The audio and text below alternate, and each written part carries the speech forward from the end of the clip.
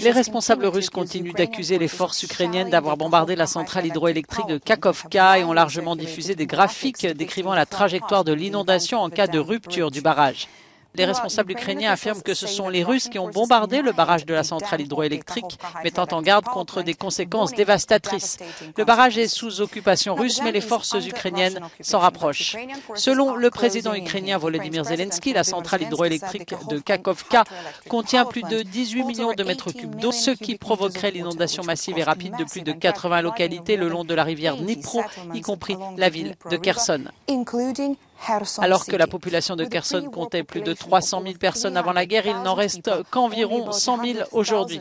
Volodymyr Zelensky a déclaré que si le barrage était détruit, il pourrait anéantir l'approvisionnement en eau d'une grande partie du sud du pays et priver d'eau de refroidissement la plus grande centrale nucléaire d'Europe située à Zaporijjia.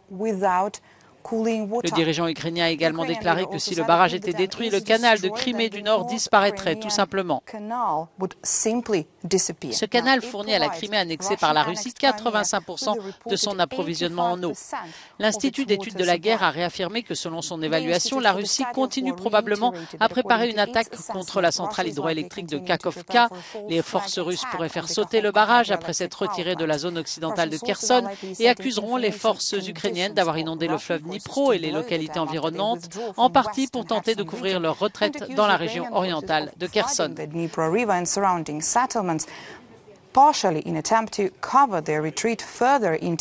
La poursuite des préparatifs russes en vue d'une attaque contre la centrale hydroélectrique de Kakhovka serait également destinée à détourner l'attention des rapports sur les pertes russes dans la région de Kherson.